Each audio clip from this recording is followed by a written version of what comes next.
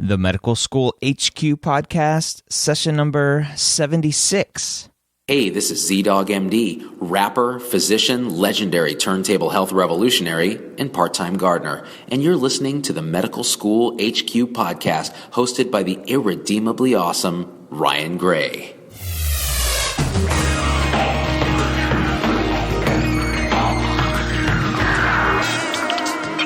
Welcome back.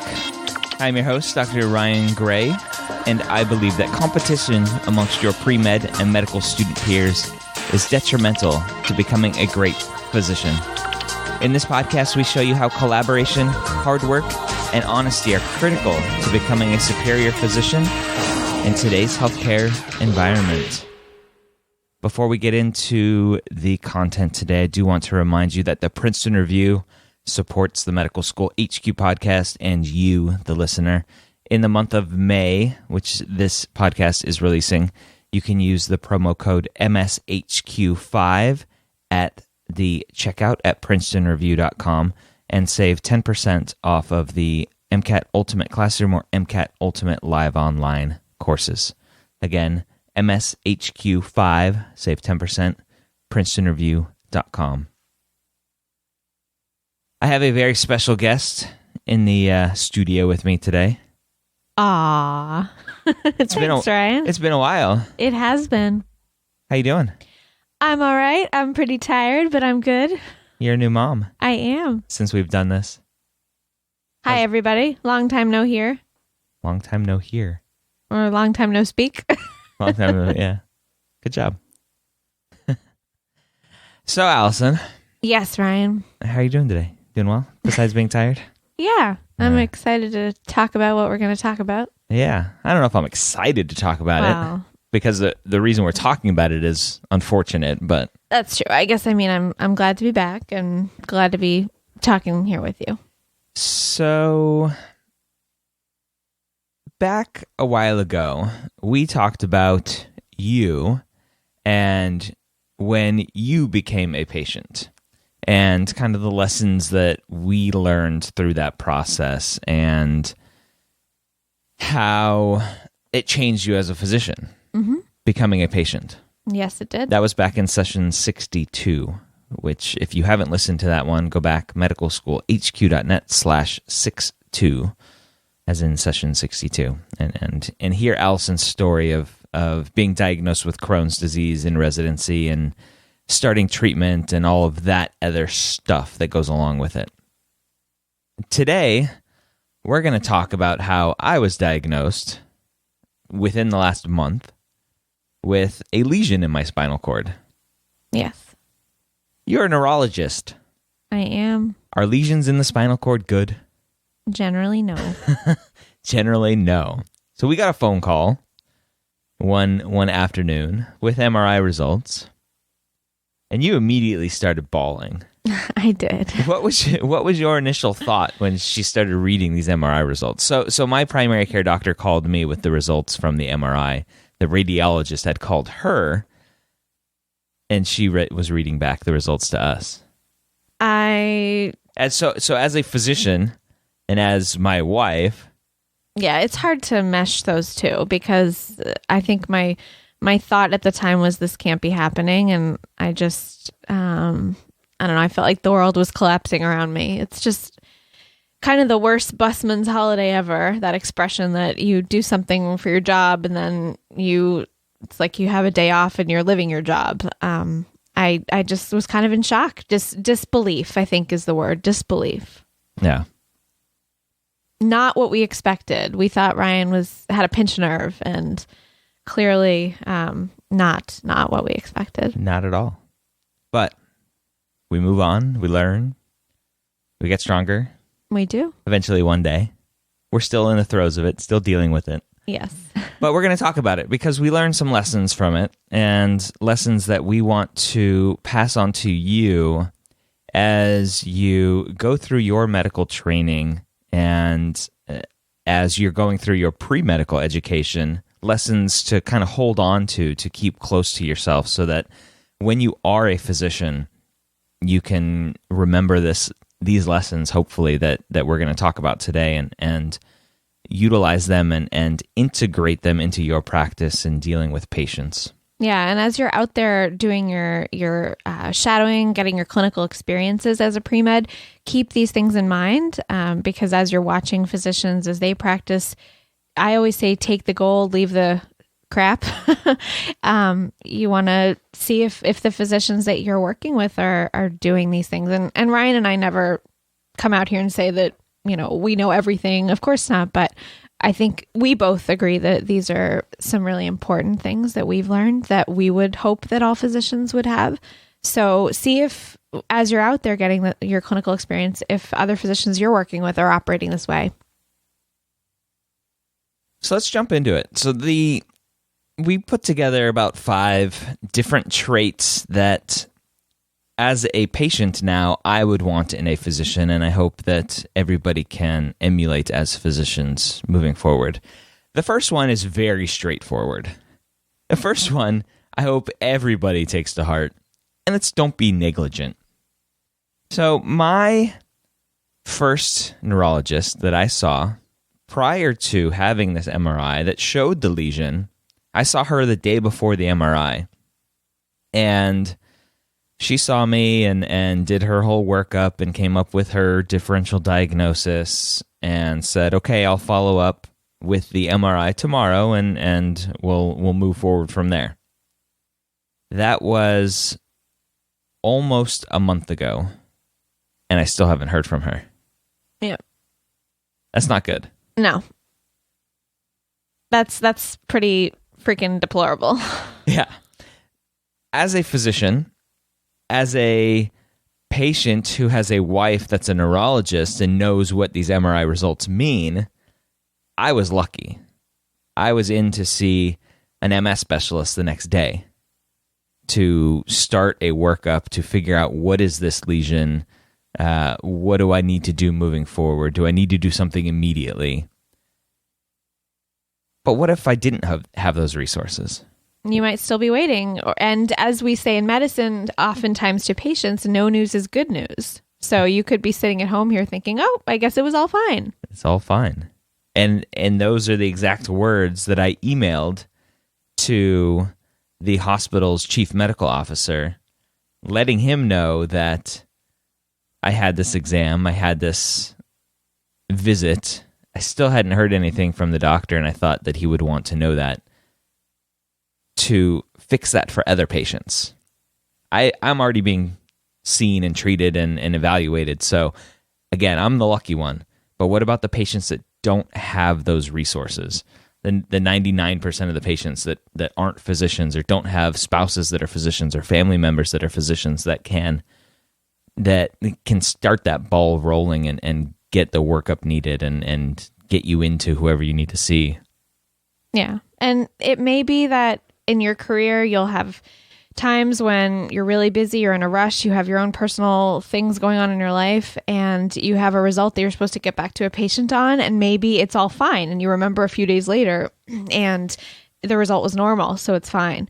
But there may be times when that's not the case, and besides the fact that you can get sued because that's very negligent, it could be disastrous for that patient, that human being, and there are different things that we all learn as physicians, different ways to deal with the number of results that you're trying to follow up for patients. It's like having a whole bunch of different balls in the air. But this was obviously a very good but unfortunate example of negligence. Yeah. And at our latest visit with a new neurologist, our third neurologist, that discussion was had, and she specifically mentioned how she was an expert witness for a case in something very similar. The patient saw a doctor, had findings on an MRI, and never heard anything from his physician. And 5 years later, when things started going very badly for him or her, the patient found out that what was wrong was there 5 years ago. Yeah, it's just a terrible situation for everyone. So don't be negligent. Yeah. In medical school, you actually will learn, I think there are the 4 Ds. It's either 4 or 5 Ds, all different things that you can do that will 100% get you sued. And that's one of them. It's negligence. It doesn't begin with D, but it must be a similar word that I don't recall. Let's go back to spelling for you. All right. So that's number 1. Straightforward, easy. I think everybody can live by that one. Whatever you need to do, and it comes down to whatever you need to do to stay organized, to remember that you have stuff to follow up with, or understanding that maybe your vacation is going to have to take a 10-minute pause while you check a lab or a record, or make sure that somebody is following up, somebody else back at the office is following up with that information. Yeah. The second one, your line, numbers are numbers, patients are patients. Yes. In medical practice, we all, or most of us, try to practice by evidence-based medicine. And what that means is that we don't practice by anecdotal stories. We don't say, well, this worked for 2 patients that I had, so let's do this for you. We really try to use the literature and look at studies clinical trials where they try through double-blind, placebo-controlled trials to see, does this drug actually work? Or they look at a number of patients who have an illness over time. And there are all different trial designs, of course. But basically what I'm saying is we use numbers, we use data to try to drive how we treat patients.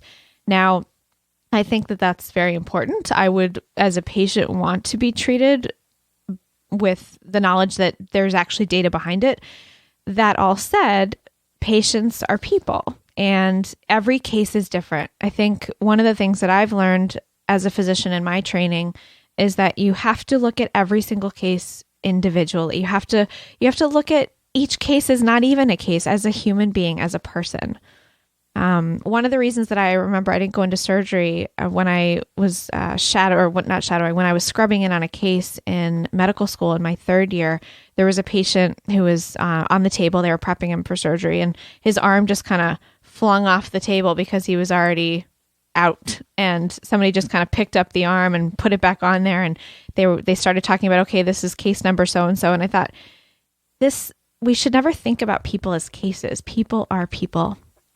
So how do we mesh this data-driven, evidence-based medicine with these are our patients and they're people in front of us? I think the key is that, in my mind, you try to use the data to the best way you can, and that it's how you frame what you're going to treat people with. But you have to look at each patient individually and cater to their individual needs and concerns individually. So don't lose sight of the fact that, as I say, numbers are numbers, but people are people. Don't start thinking, well, okay, well, this person is just, fits perfectly into the study that I recently read, so I'm going to ascribe all of the same things to that person, and that's it, and have a nice day. It can't ever be like that. Each person is a human being and has to be treated as such. And that's the feeling that I got from the second neurologist that we saw. I was more of that patient that fit nicely into a research study. And here's my chances of getting MS in the next 5 years, 10 years. And, oh, by the way, it's 11%. And oh, that's not high. Those were his words, not mine. I turned around and said 11% is high in my mind. Yes. And saying it's 100 times what everybody else has, that makes it sound even worse. 100 times more likely than the general population. Yeah. That's even worse. Right. So understand that as a patient, as a physician communicating to the patient what you think may be high or low risks, the patient may not understand as high or low risks. What you read in a research study, the patient might not fit into that exactly, and likely doesn't fit into that exactly.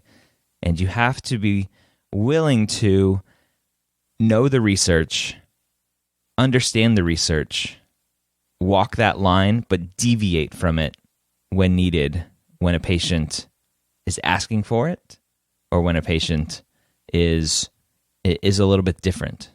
Yeah, and I think you may look at numbers and say, oh, well, 11's a small number, but you have to always think about getting inside that patient's shoes. And if you had an 11% chance of developing MS over the next 5 years, how would that make you feel? This particular physician who we saw is a wonderful physician, and we think very highly of him. He was so kind to get us in so quickly to be seen, and takes good care of lots of patients.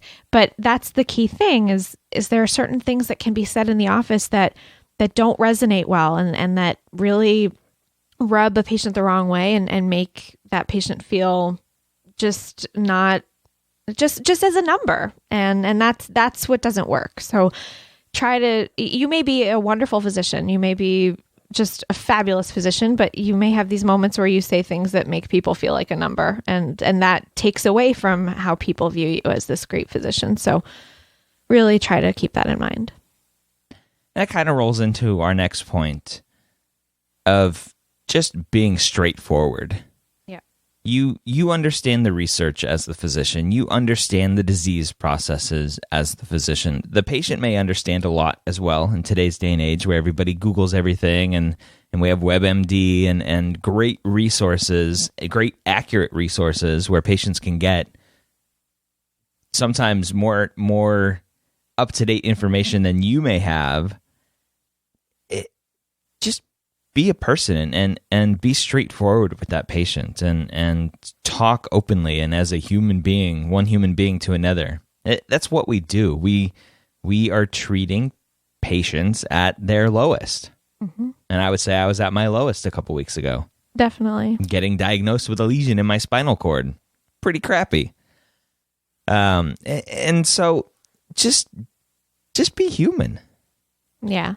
You have to remove yourself from this whole idea that you are the doctor and they are the patient, and there's this divide, and you are the well and they are the sick.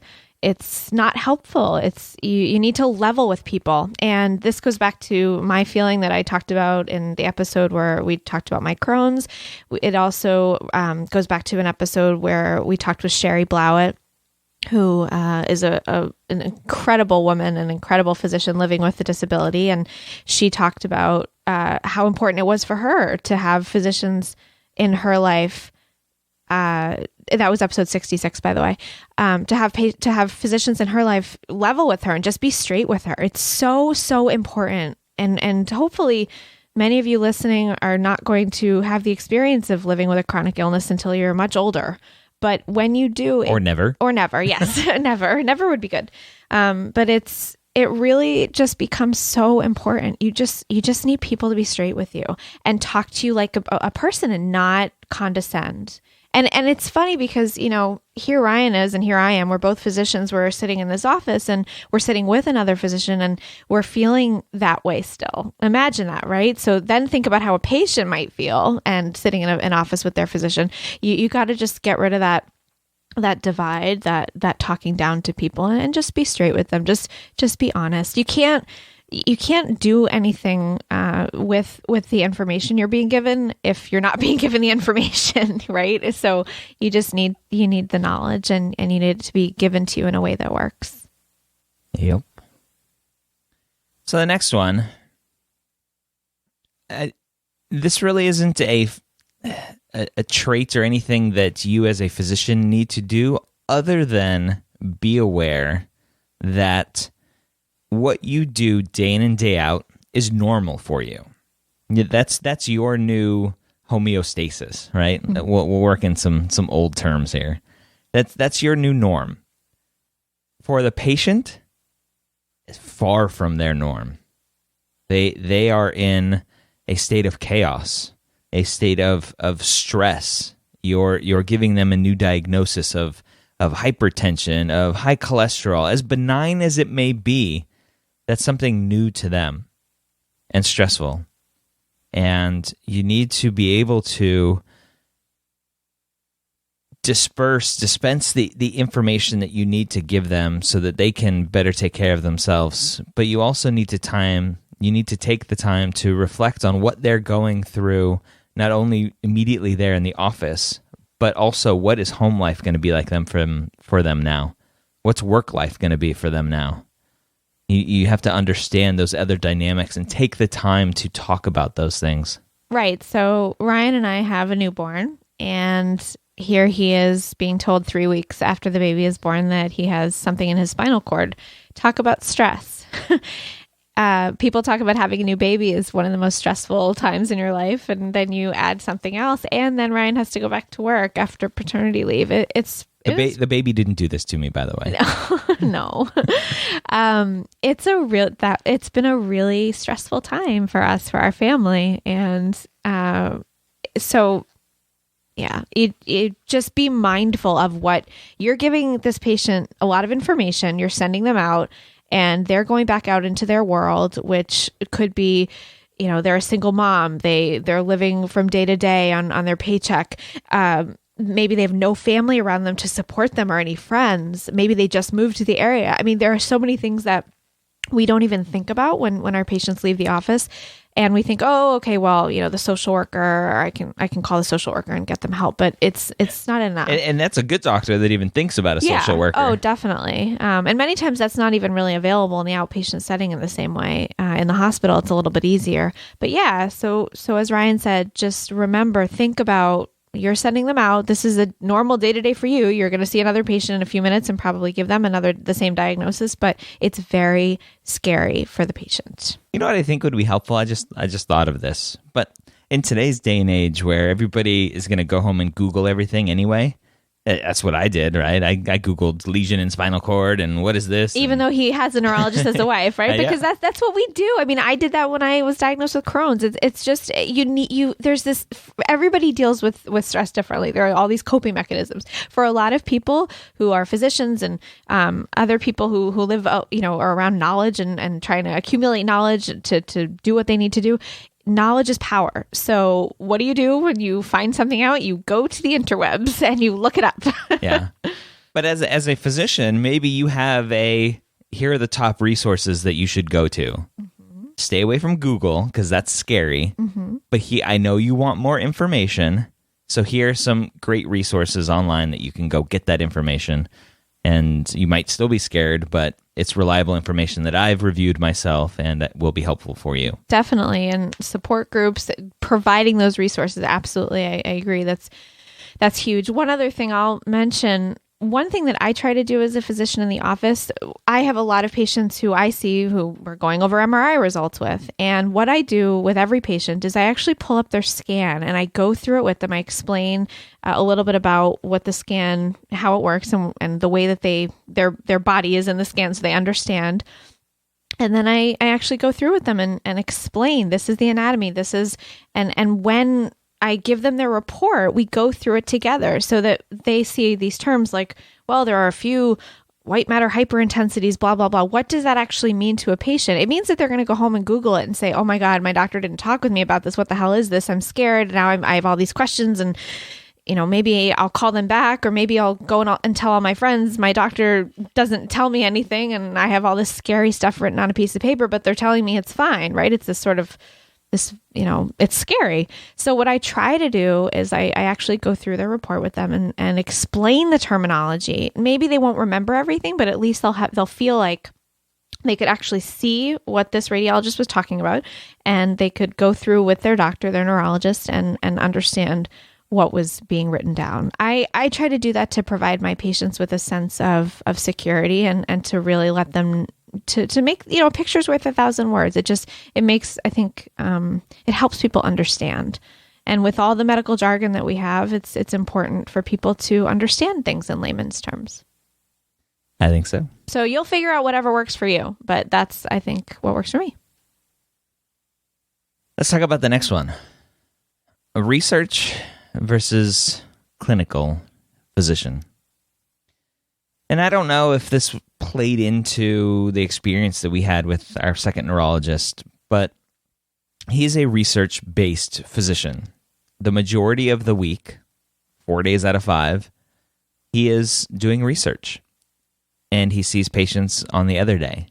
And I thanked him to the moon and back for coming in on one of his research days to see me the next day after all this happened. He came in specifically to see me. And again, great physician, and I said this to him specifically. I said, I understand that physicians are aggressive.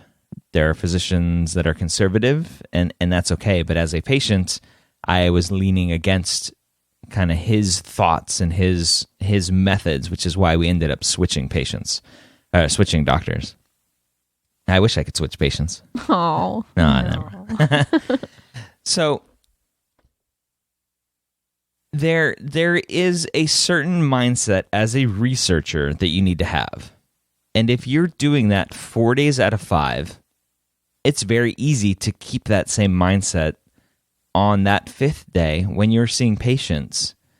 And not only keep that mindset, but also be annoyed that these patients are keeping you from your research.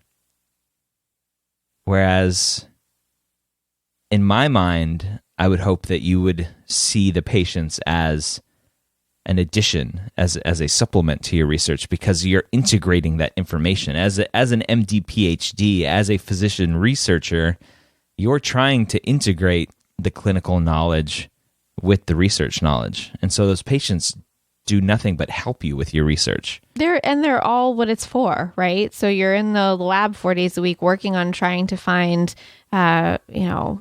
new imaging technology or new medications that could work for people or whatever it is. And what is it all for? It's that 5th day when you go in and see these patients that are so anxious and eagerly awaiting new treatments and things that can make their lives better. So it's not that they take you away from your research. That's what it's all for. So I think it's just, you have to really remember that you're number one as a doctor, you're a healer, and you need to embody that when you go into the office and you're seeing patients. Take off your lab coat, get rid of the white coat altogether if it makes you level with people a little better, human to human, and just change your mindset when you go into the office and you're with the patient. Yeah. So we all know, I think, about the SOAP note. As pre-meds, maybe you haven't heard of a SOAP note yet. It's the way that at going through medical school, you learn how to write notes and how to do an exam and kind of go through your thought processes. It's a way of just organizing what happens with each patient visit. And it stands for subjective. How's the patient feeling? Right, which is like taking a history. Yeah. Objective. Doing a physical exam, which is what you do both inpatient, outpatient. Yeah, what you see, your vital signs. Assessment. So how you formulate everything, how do you put it all together? In other words, what is the diagnosis, or what is your differential diagnosis? And plan. Yes, and plan. What are we going to do about it? What are we doing about it? It's missing something. Allison and I were talking about it this morning. It's missing that intimate, personal aspect.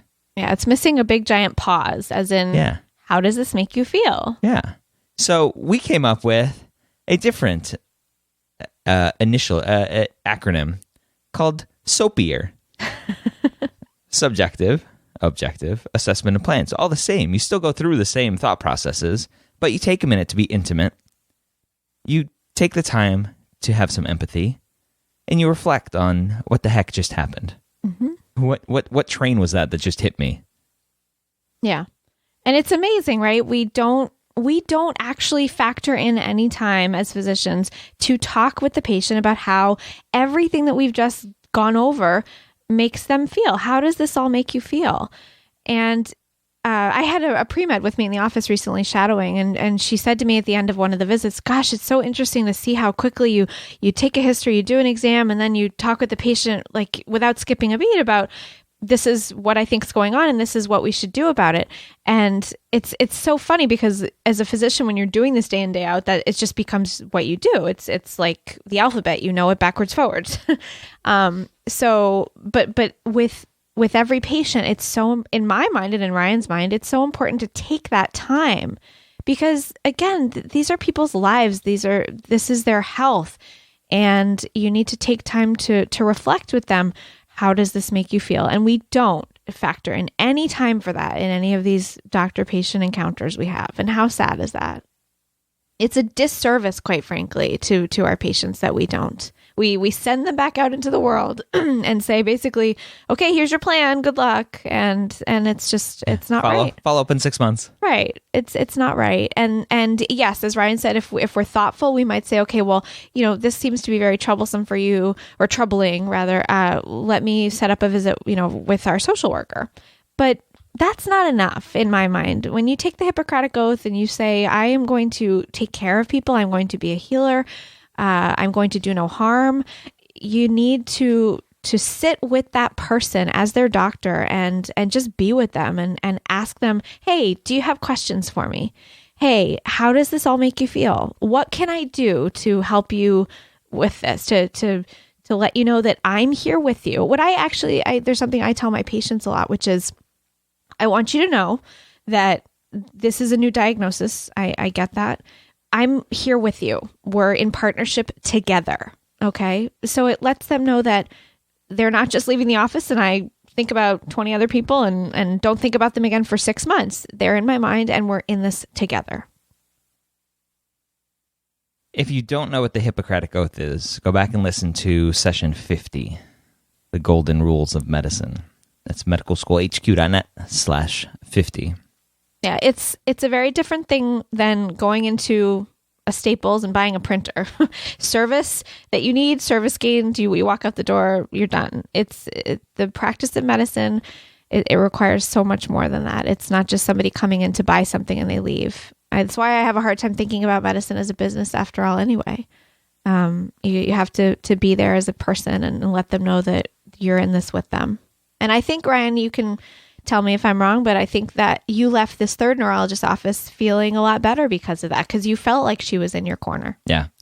Everything that we just went over, the third neurologist that we saw was by far the one that I meshed with the most. And that's not to say that there are hundreds of other patients that would mesh with the second neurologist the most.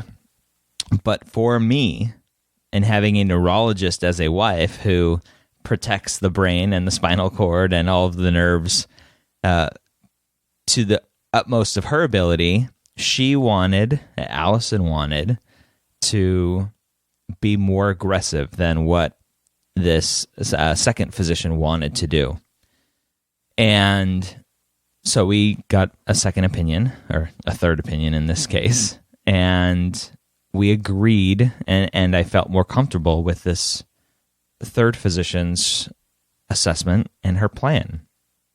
And that is to treat aggressively, and hopefully I don't ever get MS. I have a high chance of getting MS, but let's hope I don't. So as of this recording, I haven't started yet. I have a prescription for medications, but hopefully they treat me well, and hopefully I never have any more lesions. Yeah, and we left that office really feeling that she was in our corner. And it's not that she just was willing to do what we were hoping for treatment-wise. She made us feel like she was going to support our thoughts. She was in there. We were showing each other baby pictures. She was leveling with us as another human being. It was just a much better. And you have a personal relationship with her too, so that helped. It is true. But that was the first time I met her. Yes. And as I was walking out the door, she took 5 seconds to put her hand on my arm and tell me that I'm going to be okay. And that made all the difference to me as a patient. Ultimate kind of reflection and purpose of this episode is just to tell you to be a person. What would you want your family member to, how would you want your family member to be treated? What would you want your family member to be told? Just be a person. And when you're in there writing your soap notes, you can keep writing them as soap notes, but remember the soapier note that you heard about on the Medical School HQ podcast. Make it soapier. Make it soapier. Yeah. I think we're going to do Kevin MD. Hashtag make it soapier. There you go. I like it. Make it soapier. Hashtag. Good job with the hashtag. Hey. For somebody that has like 6 tweets all time. That's all right. We'll work on that. All right. I hope you learned a lot today about a kind of a doctor becoming a patient 2.0. Unfortunately for us, But what I hope that you learn from this is kind of the traits that make a good physician from a patient's point of view. And I pray that none of you out there are patients yourselves, but though statistically speaking, you probably are. There probably are patients out there with MS, people listening right now with MS, people listening with Crohn's and other disabling diseases. And maybe that's why you're becoming a physician, to help patients in similar situations. And I applaud you for that. But take this, learn from it, integrate as much as you want or none of it, and but ultimately take care of your patients as people. And let us know what you thought of everything we talked about today. We'd love to hear from you. Yeah, you can do that on the show notes, medicalschoolhq.net/76. You can drop us an email. I am Ryan at medicalschoolhq.net. And I am Allison at medicalschoolhq.net. Hey, it's the same. It is. Almost. Before we go, I want to tell you about freemcatgift.com, where you can download a brand new 30-plus page report on the most important pieces of the MCAT. You can take your knowledge of the MCAT to the next level by going to freemcatgift.com and downloading that free report. And by the way, we'll have to update it with the new MCAT 2015 scoring that was just released. So we'll update that as soon as possible. I hope you enjoyed today and listening to my story. I hope you take something from it. And most importantly, I hope you join us next time here at the Medical School Headquarters.